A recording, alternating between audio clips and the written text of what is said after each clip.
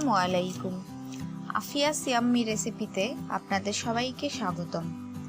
আজকে আপনাদের তৈরি করে দেখাবো দেখতে খুব সাধারণ হলেও খেতে অসাধারণ টেস্টের চিকেন ফ্রাই, যা আপনারা খুব সহজেই এবং কোনো প্রকার ঝামেলা ছাড়াই অল্প সময়ে তৈরি করতে পারবেন এবং বাচ্চাদের স্কুল টিফিনে দিতে ঝটপট তৈরি করা যায় এই সহজ রেসিপিটি।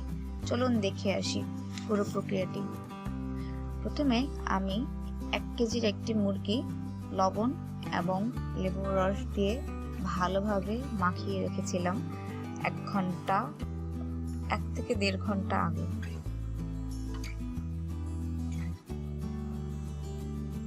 এখন 1 টেবিল চামচ আদা বাটা,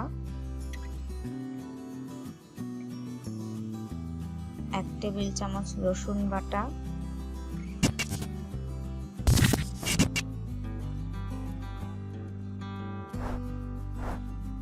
খুব সামান্য পরিমাণে গরম মশলা বাটা,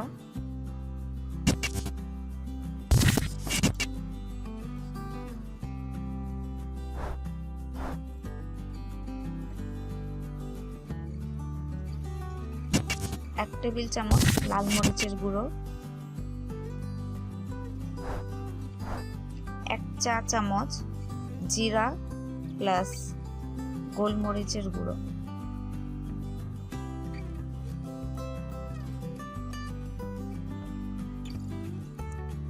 1 চা চামচ চিনি, 1 টেবিল চামচ সয়াবিন তেল, 1/2 টেবিল চামচ সয়া সস, 1 টেবিল চামচ টমেটো সস এবং সামান্য পরিমাণে নুডলসের মশলা। এবার এগুলোকে হাত দিয়ে ভালোভাবে মেখে নিতে হবে যেন প্রত্যেকটা মাংসের গায়ে ভালোভাবে মশলাগুলো লেগে যায়। এবার দিয়ে দিব 3 টেবিল চামচের মতো কর্নফ্লাওয়ার।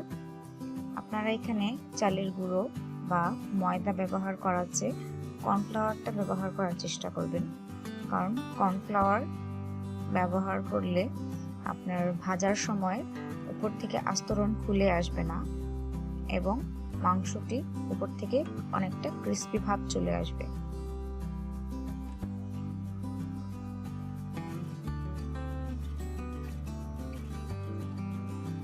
ভালোভাবে হাত দিয়ে এগুলোকে মেখে রাখবো।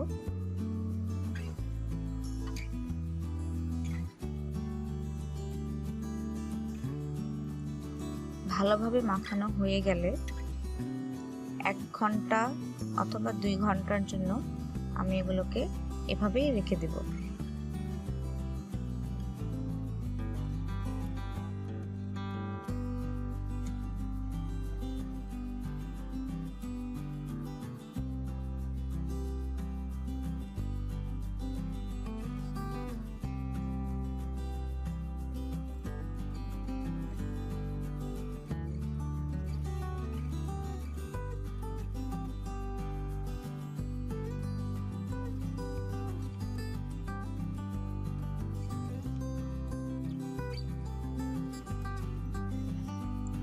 এবার একটি প্যানে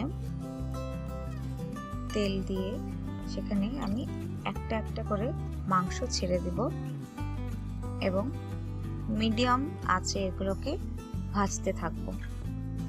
আঁচ খুব বেশি বাড়ানো যাবে না, তাতে উপর থেকে মাংসগুলো পুড়ে যেতে পারে এবং ভেতর থেকে কাঁচা থেকে যাবে।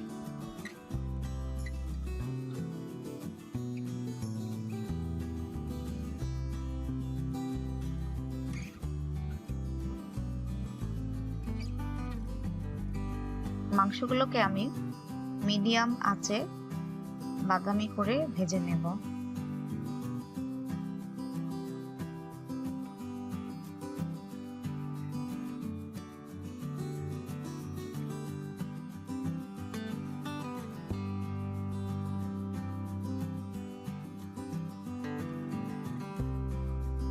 বারবার মাংসগুলোকে নাড়াচাড়া করার প্রয়োজন নেই, এতে মাংসগুলো খুলে যেতে পারে। এক পাশ ভালোভাবে হয়ে গেলে তারপর অন্য পাশ উল্টে দিতে হবে।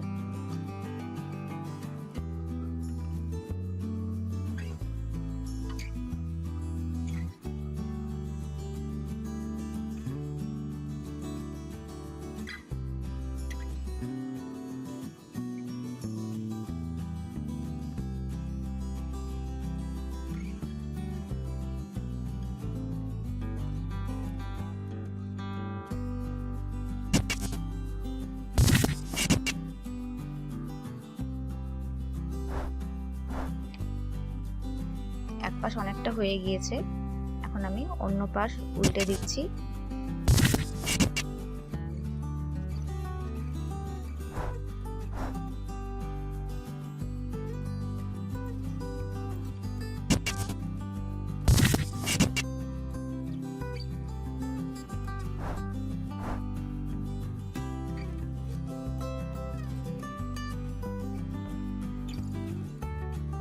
মাংসগুলোকে অল্প আঁচে মানে মিডিয়াম আঁচে একটু সময় নিয়ে ভাজতে হবে। আমার ভাজা হয়ে গিয়েছে।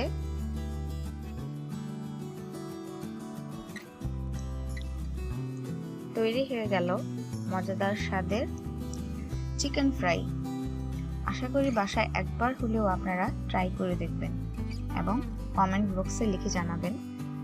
আমার চ্যানেলটি সাবস্ক্রাইব অবশ্যই করুন, লাইক দিন এবং শেয়ার করুন।